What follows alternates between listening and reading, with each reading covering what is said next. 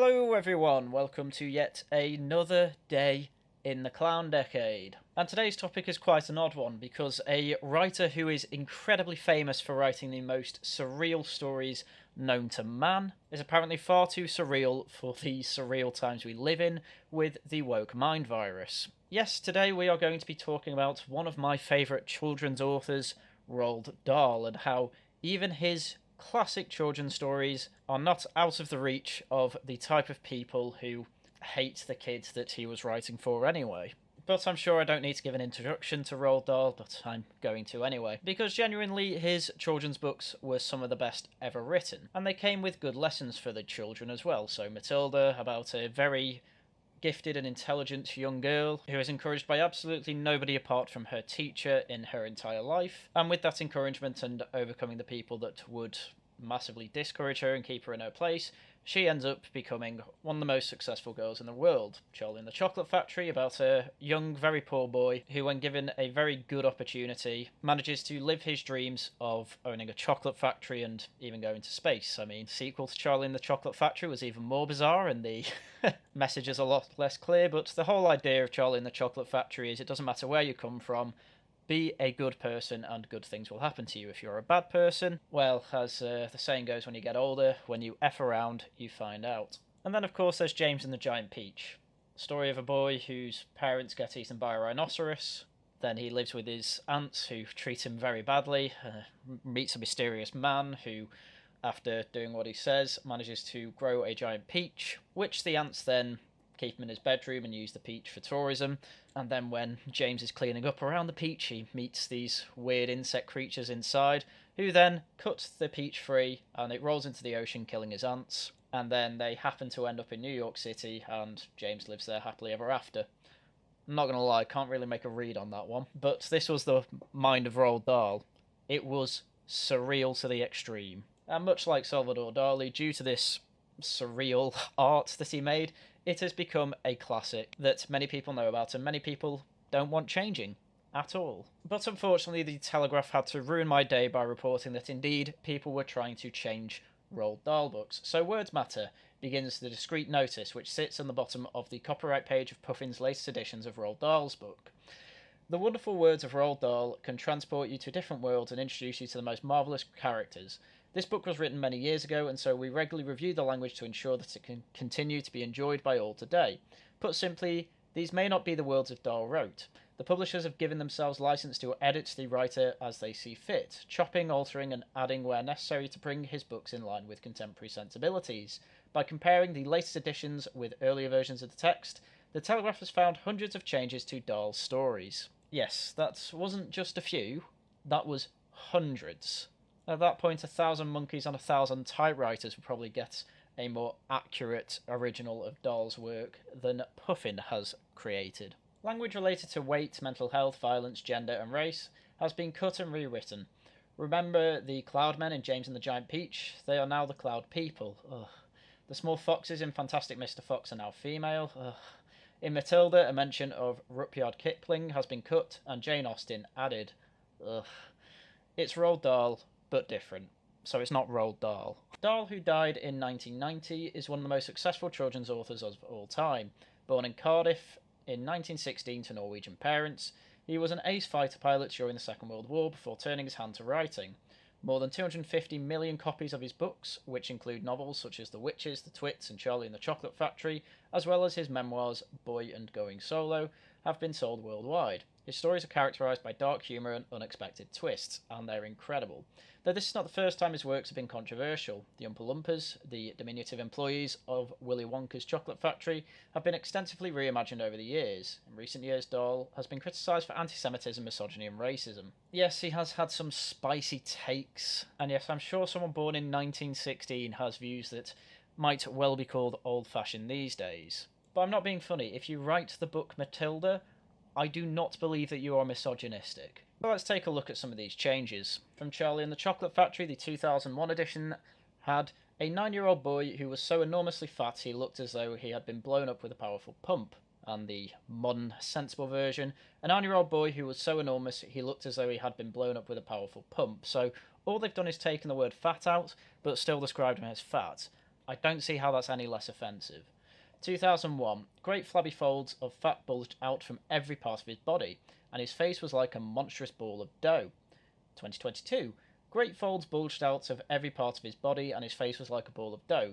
So they've literally just taken the word fat out from Charlie and the Chocolate Factory, when, let's face it, everyone knows Augustus Gloop as being a little fat child. Moving on, we now have the witches. Don't be foolish, my grandmother said. You can't go around pulling the hair off every lady you meet, even if she is wearing gloves. Just you try it and see what happens. That's been changed to, don't be foolish, my grandmother said. Besides, there are plenty of other reasons why women might wear wigs, and there is certainly nothing wrong with that. And I think this is the worst part of it. You're just taking the charm out of everything to do with Dahl. A big theme throughout Dahl's books are that when people are bad, they do actually turn ugly. And that is not to say that ugly people are necessarily bad, as he makes clear in the twits. That is to say, if you are a bad person with bad morals, it will be reflected in how you present yourself. And obviously in the witches are trying to disguise their ugly features by wearing wigs and wearing gloves to cover up their long prickly fingers. And the whole point of this is that the grandmother is saying to, I can't remember the boy's name from the witches, but she is essentially saying, yes, some ladies do wear gloves and wigs and aren't witches. And in the original version it's saying, well, you just try pulling their hair off and watch yourself get a slap. Whereas in the new one it's, oh, we're going to make the subtext actually very clear. We are just going to say what the subtext is, which is that wearing wigs and gloves is okay. And yeah, that is the point of the sentence, but the clever thing about Dahl is that he didn't have to outright say that part. And again, from the witches, even if she is working as a cashier in a supermarket or typing letters for businessmen, it's changed to even if she is working as a top scientist or running a business. Which again, it's taken the charm out of it. The whole idea of the witches is that the witches can be anyone, anywhere. More importantly, they are people you will be seeing in day-to-day life.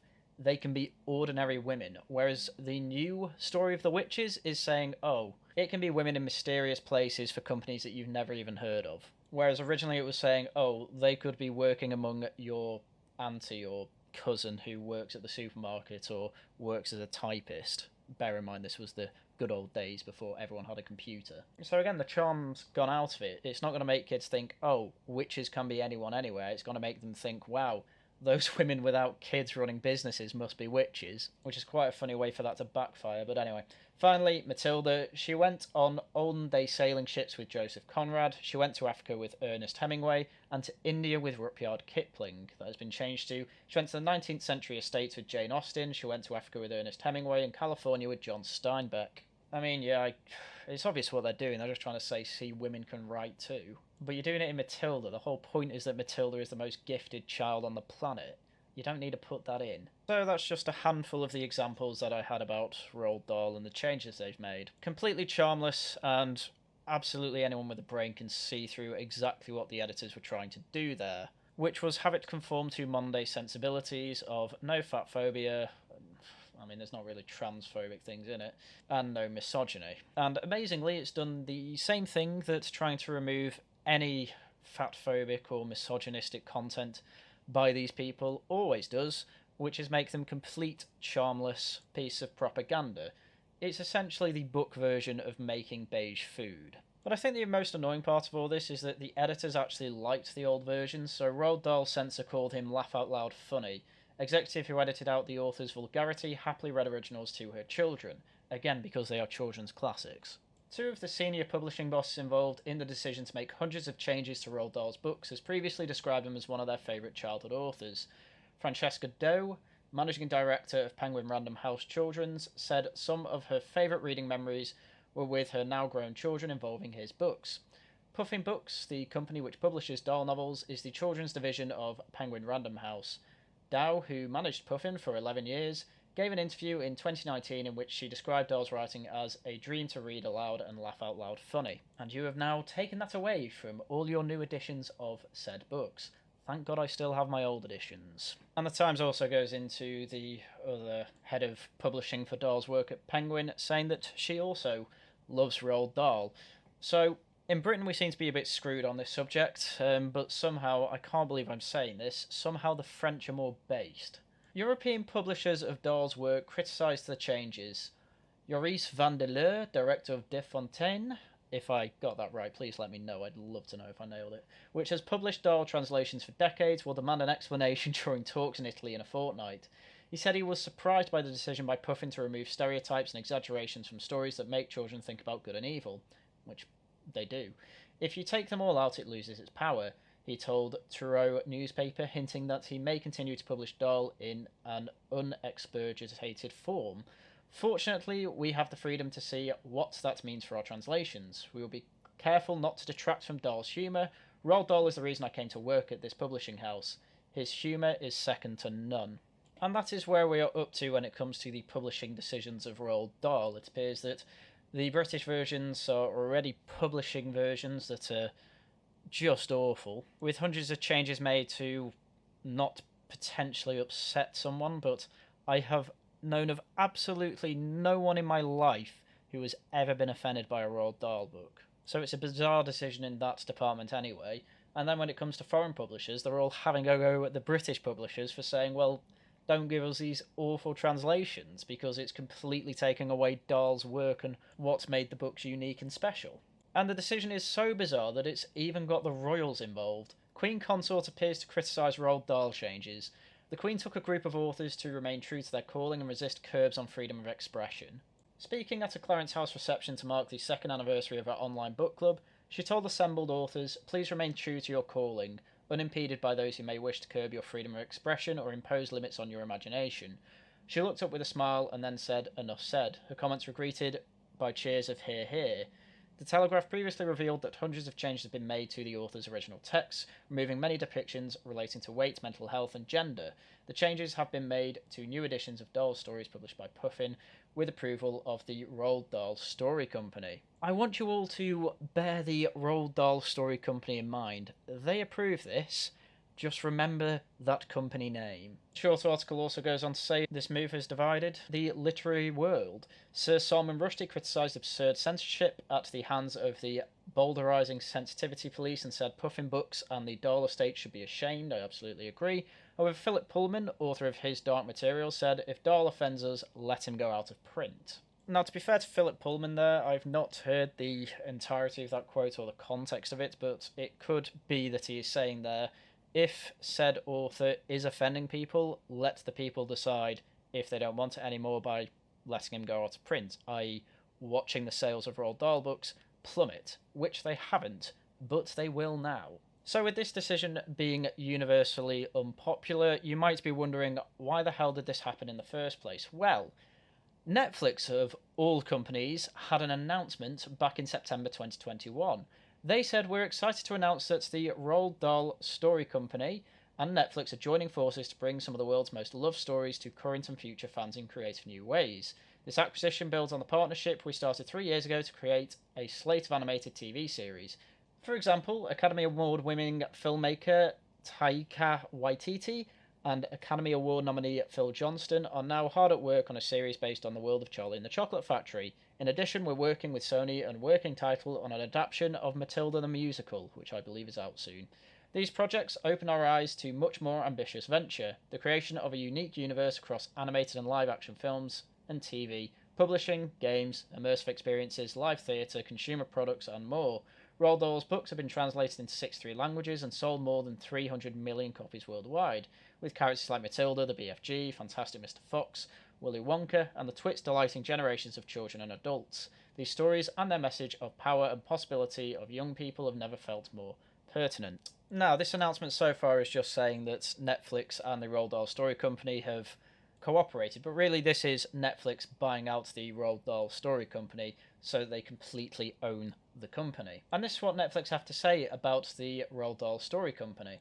The Roald Dahl Story Company protects and grows the cultural value of the Roald Dahl stories with its unique breadth of characters and worlds. There are 300 million books sold and one new book sold every 2.6 seconds.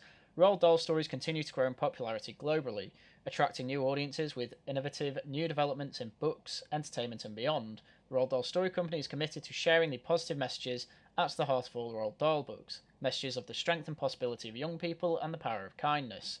A belief in the growing relevance of this message and its positive impact is at the heart of everything RDSC does. 10% of the operating profits of the Roald Dahl Story Company Limited go to charities such as Partners in Health and Roald Dahl's Marvellous Children's Charity, who provide medical support to those who need it most. So yeah, most of that is okay. The thing that gets me is when they said attracting new audiences with innovative new developments in book entertainment and beyond. I think this is one of those innovative new developments where the Roald Dahl Story Company have said to Puffin, here is the modern thing of no fat phobia, no misogyny, etc., etc., etc. Can you editors make changes to Roald Dahl's books so that they are less offensive? They've gone yes, made hundreds of changes, and Netflix and Roald Dahl Story Company went, yep, that's okay, and it's been published and now everyone hates them. And because of this whole episode and the Roald Dahl Story Company seemingly being on board with these changes that have been made, I now have less than zero expectations for all these projects that are coming out from Netflix and the Roald Dahl Story Company, such as Matilda the Musical, or the series based on Charlie and the Chocolate Factory. I'm not sure how you make that a series. It's been made into a successful film a number of times, as has Matilda, actually. And the amazing thing with Roald Dahl's stories is that you really don't need to innovate on them much. They are pretty much perfect as they are. You know, a bit like Shakespeare. But anyway, that's this whole story. Netflix bought the right to something and managed to ruin it. It's a tale as old as time. Having said that, Netflix has made some decent things, so I can't say everything out of them's terrible, but when big news like Roald Dahl is being rewritten comes out, you really do put very little trust into Netflix as a whole. But hey, we'll see how these things turn out. I'm not getting my hopes up for them. But anyway, that's everything I had for you today. So as usual, thank you very much for watching, and until next time, goodbye.